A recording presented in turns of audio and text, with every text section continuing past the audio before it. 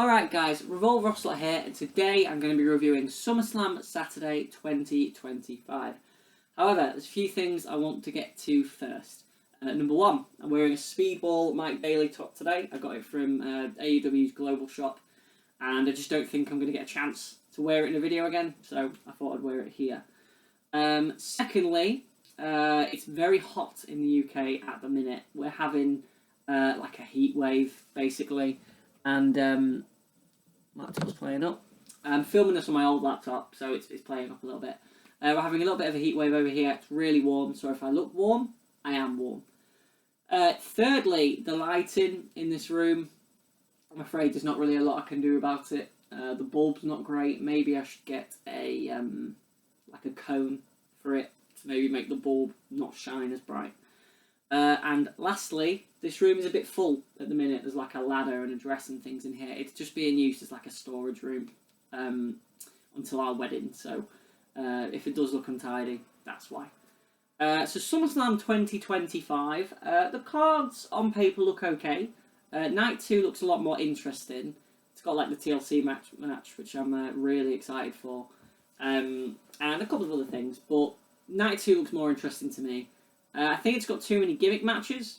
There's 5 on night 2 because there's a steel cage match, a TLC match, a no DQ match, a street fight, and a triple threat match.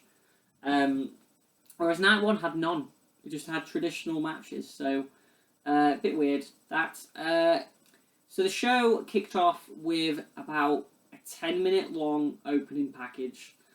And then we had Cardi B come to the ring. And by the time the opening... And we had entrances. So by the time the opening bell rang for the opening match, I think we were about 25 minutes into the show, which is absolutely mad. Still playing up this laptop.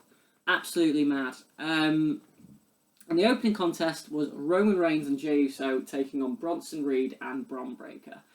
Probably the biggest match for Bron Breakker and for Bronson Reed in their WWE careers. Obviously, I know Bronson Reed was Jonah in the G1 and he's been in TNA, but this was probably the biggest match of Bronson Reed's career. For Bron Breakker, you know, he was at WrestleMania, obviously, and he had a match at SummerSlam last year, but this is in a fairly big program with Roman Reigns, with Seth Rollins, so big match for both guys, big match for everyone involved, and it went on first. I thought this was a pretty traditional tag match, but really well executed. So basically, Jey Uso was a babyface in peril for Bron Breakker and Bronson Reed to just destroy, just clobbering Jey Uso. Roman eventually gets a hot tag, but that's not before actually they pull him off the apron and prevent a hot tag. But eventually he does come in the ring, House of Fire, Samoan drops, all the good stuff. He hit a Superman punch to Bron Breakker on the outside of the ring at one point as Bron was going for the spear to Jey Uso through the barricade. Jey Uso hit some super kicks in the ring, just some wonderful stuff. Bron Breakker went for the leaping clothesline onto the announce table to Jey Uso, but Jey Uso moved and Bron Breakker just slammed on the announce table before later on actually hitting it properly. Roman speared Bron Breakker through the barricade at one point. It seems like Bronson Reed wasn't doing as much, but he did do bits. Bronson Reed went for a tsunami. He got pulled off the top, I believe, by Roman Reigns. Bron Breakker towards the finish went to spear Jey Uso. Roman got in the way. Jey super kicked Bron Breakker, sent him out of the ring. Super kicked no, he didn't. Sorry, he ducked a clothesline, ducked a Bronson Reed clothesline, hit a spear on Bronson Reed, hit a Uso splash, and pinned Bronson Reed. So Jey Uso, who in my eyes realistically was actually the person to take the fall in this match, actually got the pin. I thought this was a great opener, really good action. The heat spots and stuff and the shine were really, really good. The crowd. This was probably the best choice as an opener because the fans were really into the babyfaces, both of them. Fans love the babyfaces. They really like the heels, but they also accept that they are heels, and so they don't super cheer them. And it was just a really good, well executed tag team match. I'm going to give it 4 stars. A great opening to SummerSlam. Second match on the show, we had another tag team match as Roxanne Perez and Raquel Gonzalez defended the women's tag team championships against Charlotte Flair and Alexa Bliss. This is probably the best program they've ever done for the women's tag titles. You've got character development on either side. You know, you've got Alexa and Charlotte trying to coexist and not be friends and just be partners. And on the other side, you've got Roxanne and Raquel, who realistically have just become friends. So you've got a proper program with two teams who have good chemistry. We saw it at Evolution. They've got good chemistry. They're all good workers. And they were probably going to have a good match. And I think they had a pretty good little match. Basically, Alexa Bliss was... Oh, no, Charlotte was the babyface in peril first. She eventually made a hot tag to Alexa, who would become the more natural babyface in peril. Alexa did like a flipping senton. Roxanne went for the double springboard moonsault. Missed the first one, but got the second one. Towards the end of the match, Bliss went for... She hit a DDT, I believe, on Roxanne. She went for the Twisted Bliss, but Roxanne got her knees up. Raquel Gonzalez hit a Tahana Bomb on Alexa. Roxanne Perez hit the Pop Rocks. 1, 2... Charlotte broke up the pin. Charlotte hit a massive big boot on Raquel Gonzalez at one point as well. Charlotte was being pinned at one point by Roxanne, and Alexa broke the fall up with like a low blockbuster to Roxanne Perez. That looked really cool. And then the big spot was Alexa went for a forearm to the back of Roxanne, but Roxanne moved and she hit Charlotte in the face, and that's when Charlotte was down for a second. And that sowed the seeds of them splitting up. However, at the end of the matchup, Raquel was outside the ring, and Alexa hooked Roxanne for the Sister Abigail DDT thing, and Charlotte got in the ring, and they stared at each other, and Charlotte went for a big boot, and she big booted Raquel Gonzalez. Alexa hit the Sister Abigail DDT. 1, 2, 3. Alexa and Charlotte are the new WWE Women's Tag Team Champions. 3.25 stars. I thought the action here was really good. As I said, I think the women's roster has never been as good as it is now. And Roxanne is super good, and Charlotte is obviously excellent, and Alexa and Raquel both did their jobs really well here. 3.25 stars. I think they could have pulled this to another pay-per-view. So maybe in Paris, where the crowd would have been a Europe crowd, and they would have been crazy for the babyfaces, I think. So if they'd maybe had Roxanne and Raquel win here, build the tension a little bit, sow the seeds of a split between Alexa and Charlotte, and maybe then have them in Clash in Paris, which is literally the next pay-per-view, win the titles there, I think it would have been a bit more dramatic and a bit more exciting. But this was still a pretty good moment, pretty good match, and Charlotte, to be fair, looked really happy. They embraced at the bell, but not for very long. They had a little hug rather than like a big moment-y hug. So eventually we'll get to that, I believe. 3.25 stars, pretty good little matchup with these four women. Third match on the show, probably the only match that didn't really seem SummerSlam worthy, and it was Karrion Kross against Sami Zayn. Now, Karrion Kross has had a lot of fan support over the last few months, realistically, since like the Rumble. And fair enough, he's earned it, and he's earned himself a spot on SummerSlam. But this matchup with Karrion and Sami didn't really need to be on SummerSlam. You know, Julia and Zelina was on SmackDown, and that could have taken this spot. There wasn't much to the match either, so hindsight is 2020. Like, it was an 8-minute match. They didn't really do a lot. In the end, you know, Karrion hit a Doomsday Saito that didn't even get a near fall. Crowd absolutely did not give a single fuck about this. They just wanted to see one of these guys win. They did cheer for Karrion Kross when he came out. They cheered heavily for Karrion Kross when he came out. But when the match was going on, they did not care. And Kross told Scarlett to get a pipe. She got a pipe, and Sami refused to use it. He threw it outside the ring, and he hit an exploder suplex on Karrion Kross and a haluva kick for a completely clean pin. That does this feud. Realistically, Karrion Kross has nowhere to go from here. He lost clean. He's a heel. He lost completely clean. I don't see them doing anything with him because his contract is expiring soon anyway. But at least he got a match at SummerSlam. I'm so sorry for the light being right there on the screen. There's nothing I can do about it. I'm going to give the match 2.5 stars. It technically wasn't wrestle bad. Although Sami did look like on the explosive suplex, he'd killed Karrion Kross with, like he looked like he landed on his head quite bad, but apparently he was fine. However, something I didn't talk about in the opening contest, the opening tag match, Roman did a dive onto all three guys, and he didn't overshoot it. I think that Bronson and Braun weren't far enough back. And so Roman leaps, and his legs, his knees almost hit Bronson and Braun Breaker's shoulders, and he like tumbles forward, and it could have been really bad. Like, it could have been really scary. And literally about 5 minutes later, Bronson Reed does a suicide dive, and he landed on his face as well. So yeah, two pretty scary dives, but it was a great match regardless, if anything. Sometimes scary dives make matches more exciting. So yeah, 2.5 stars to Karrion and Sami though. Just not that interesting. Fourth on the show, we had the WWE Women's Championship match, Jade Cargill and Tiffany Stratton. So this, I was pretty ready to hate this, especially after like 20 seconds when Jade did a big boo, and saying it brushed Tiffany would be nice, would be kind. But I actually think they did the best they could. They had 7 minutes in this match, and realistically, Jade's matches don't need to be really long. Just have her do a bunch of power moves and either win or lose. And this was basically that. Tiffany did her Alabama Slam through the cartwheel and things like that. She went for a PME at one point, but Jade got the boots up. Tiffany flew away.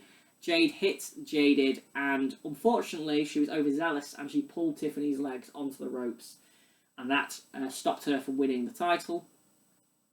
Tiffany hit a steamroller, the rolling senton. But in the end, Jade went for Jaded off the top rope. Tiffany, while Jade was going for it, grabbed Jade's wrist and eventually did a flip senton, which threw Jade off the top. They both basically took the same bump. But Tiffany then got up, hit the PME, and retained the title. Quite a surprise that Tiffany retained here. The way that Jade's been protected over, the 2 years she's been there, not really losing matches by pinfall. Maybe she's lost matches by pinfall twice. I think she lost to Liv on an episode of SmackDown. But yeah, this was strange. This worries me for Jade. This laptop, man, honestly. There you go. So yeah, I'm gonna say 2 3/4 stars to the girls. That I think they did the best for what they could, and there were some bits which were pretty good to watch. Fifth match on the show. I've got to check we're still recording. It's the only thing that worries me about this laptop is it blowing up. Fifth match on the show. This was a celebrity match of SummerSlam, and it was Jelly Roll and Randy Orton against Drew McIntyre and Logan Paul. Jelly Roll was the babyface apparel at the beginning of this, and he did a good job. Selling is probably, the easiest thing you can do in wrestling, and he did it well enough. Got a hot tag to Orton, who came in, and he did his scoop slams and his clotheslines and his apron DDT. And eventually they were all outside the ring, and Orton gave a big back suplex to Drew McIntyre on the announce table before doing another big back suplex to Logan. And after he did that one, Drew hit him with a Claymore, and that put Orton out for a while. And then they just started beating up Jelly Roll. They plopped him on the English announce table, and Logan did a super frog splash from the post through the announce table on Jelly Roll. They got all the EMTs out there to take Jelly Roll to the back, and this essentially took him out of the match. Orton is getting beaten 2-on-1 in the ring by Drew and Logan. They're just doing their best they can. And eventually, Orton hits a superplex out of nowhere on Logan, and he's crawling towards the corner, and Jelly Roll, who is at the ramp at this point, turns around, runs back to the ring, and tags himself in. Jelly Roll, House of Fire, hit a big choke slam on Logan, hit a big choke slam on Drew, I'm pretty sure. Oh no, Drew hit a Glasgow Kiss, sorry. And then Jelly Roll did a scoop slam off the middle rope, which looked really, really cool. Which looked like an... he hit a black hole slam on Drew. Sorry, hit a black hole slam on Drew. He hit a scoop slam on Logan Paul. But eventually, Drew McIntyre would claymore. He would claymore Jelly Roll. Orton would come back in, RKO Drew. Logan would post Randy Orton, go up top and hit a big frog splash. The Paul from Grace, I think Cole called it. The Paul from Grace on Jelly Roll and pin Jelly Roll 1, 2, 3. This was a pretty good match too, and I think they did a good job. I think Jelly Roll is not one of the best celebs I've seen, but he did a good job and his moves looked good, and there was nothing that looked bad, is probably what I'd say. So I'm going to give it 3.25 stars. This was better than I thought it would be, but realistically, Drew and Logan are such good professionals. I would quite like Drew and Logan to be a tag team and maybe go for like the SmackDown tag titles if a babyface wins it on night 2.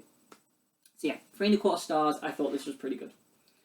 And then we moved into the main event of SummerSlam. There was a whole nearly an hour left on this show, and the main event of SummerSlam, the World Heavyweight Championship, CM Punk against Gunther. Gunther won the belt a couple of weeks ago, well, a month and a half ago from Jey Uso. He defended it against Goldberg, and he brings it here to MetLife Stadium to face CM Punk. There are 2 things I don't like about this build. Number 1 is CM Punk just lost in a WWE Championship match, and suddenly he's just getting a world title match. And you're going to say, oh, well, he won a gauntlet. You're right, he did win a gauntlet. In a match, he came in last. He came in last when they had Bron Breakker eliminate everyone else. I don't mind Punk being in this spot, it's just the way they got him here. He should never have had a title match with Cena, and the way he won the gauntlet, he should have come in much earlier, and maybe eliminated Bron Breakker and someone else, because it just made him look like he's last in, he's beaten someone who's just tired. Regardless, this was the match, and the match was pretty much what I thought it would be. At the beginning, Punk was avoiding the chops. He eventually got chopped, and that was the match. Gunther spent 80% of this matchup beating the ever-living shit out of CM Punk. Chops to the back, chops to the chest, chops to the thigh, chops to the throat. Probably my favourite chop all match. And it was grand massacre. It was beautiful. And Punk got a couple of hope spots here and there. He got a triangle choking. He locked in a sharpshooter at one point, which Gunther locked in himself as well. He locked in a figure 4. But realistically, this was Gunther's destruction match. And it was all about Punk showing his heart because of how much he wanted the world title. And that was a good story. It was a very simple story they told, and they told it really, really well. Punk got a big hope spot with, I think, a knee at one point. Or he went for the go to sleep at one point, and I think Gunther countered it. Gunther hit a splash off the top rope for a near fall. He hit 2 straight power bombs for a near fall. And Punk was able to escape the coquina clutch. The sleeper hold, sorry. It's not Samoa Joe. The sleeper hold. And he was surviving Gunther just about. However, on the outside of the ring, Gunther was on the announce table and he started gloating. And Punk just got angry and he tripped Gunther over, and Gunther fell face first on the announce table, and he came out and he was bleeding everywhere.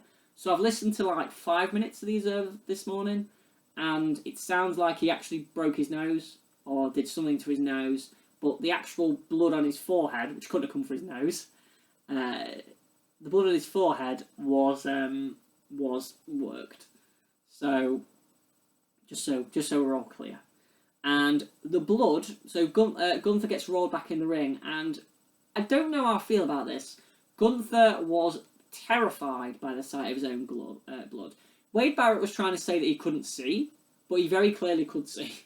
And so this is Punk's big last shine moment. He hits loads of punches to the face, to the open wound of Gunther. He hit a running knee, he hit the clothesline, he hit the top rope elbow, and he eventually hit a go-to-sleep on Gunther, who staggered. He lifted him up and hit a second go-to-sleep on Gunther. 1, 2, 3. CM Punk is the World Heavyweight Champion, a belt he has not held since 2009. I know he's held a WWE title, but the World Heavyweight Championship he has not held since 2009. I thought this was a great match, executed really well, and it's not one of the best matches I've ever seen, and it wasn't one of the best Gunther matches, but it was executed really, really well. It was quite long. It was 30 minutes long. So maybe shave a little bit off that, and you've got a really special match. But I'm going to say 4.25 stars, great match. Punk was really good here. Gunther was great as always. And, you know, that was going to be the show. Punk held up his title, and then Seth Rollins' music hits, and he comes out on crutches. And Heyman's there with him, holding the briefcase, and Seth just stares at Punk. He turns around, walks towards the back, and throws his crutches to the ground, takes his knee brace off, takes his jacket off, runs to the ring with his briefcase, and cashes in Money in the Bank. He attacks Punk with the briefcase. He hits him in the head a bunch of times, and eventually he stomps, after the bell, he curb stomps Punk and pins him to be the new World Heavyweight Champion. I'm not going to rate it, obviously, it's a cash-in match, it lasted 7 seconds. My thoughts on the overall story of Seth feigning an injury just to return here. What purpose did Seth have to feign the injury in the LA Knight match? Because he lost that match. He could have just won that match and done this exact same thing. Yeah, I don't know. The actual story behind Seth feigning an injury, it not being as bad, you don't really want to do stories like that, I don't think, because it really damages when people really do get hurt. But the moment was really, really good. It was a moment every single fucking person in the planet saw, because Punk winning the world title was never going to be the end of the show. It was always going to be, Seth has got to cash in, because we've got to continue Punk and Seth. And the only problem I've got with the Punk-Seth feud, I think they've had very, very good matches, is we're not actually evolving the feud. Punk's feud with Drew McIntyre felt like it evolved. It was about something different eventually. And this feud is just about the same thing. He just doesn't want him to be in a company because he whined about the company for 10 years and went to AEW. That is the story. And so I want them to have a new layer to the feud. I want him to have something. Maybe the fact that he stole the world title from him can be that thing. So after the matchup though, Bronson Reed and Bron Breakker came out. Bron Breakker came out with like a taped leg. And I think I've listened to about 5 minutes of The Observer today. He's one of the 2 people that I believe got injured. He got injured apparently in the opener, somewhere. And Gunther obviously got injured. He broke his nose. So yeah, I thought this was a good angle though. I don't understand the logic behind it, but it was a really, really good angle. And the crowd will never not pop for a cash-in. They went ballistic for Seth. Probably the biggest pop all night, realistically. 4.25 stars to the Gunther Punk match. I don't rate cash-ins, but it was a really, really good moment. And that's it, guys. I'm so sorry about the laptop playing up. I will try and probably use one of my other ones for the review I'm going to do of SummerSlam tomorrow. Hopefully that show is fantastic. It looks like it should be. My overall rating for SummerSlam Saturday is going to be a 7. It was a good show. I've heard Dave wasn't happy about it at all on The Observer. He thought it'd be much better. I think that everything on the show was okay, and the stuff that was boring was short. Like the Karrion Kross match was just nothing, and the women only had 7 minutes, but they did fine. And the early women's match I thought was pretty good, and then the opener and the main event are both really worth watching. So if you're short on time, watch the opener, watch the main event, watch the angle after the main event. So guys, thanks for watching. This has been Real Wrestler. Like, comment, subscribe for more. Tell me your thoughts. What did you think to WrestleMania? To SummerSlam 2025 Saturday. What do you think is going to happen on Sunday? Is Cena really a heel? I can't wait to delve into that tomorrow. What happens there? Are you really excited for the TLC match like I am? And you think someone's going to die? Fingers crossed that nobody does. But anyway, guys, thanks for watching. This has been Revolver Wrestler.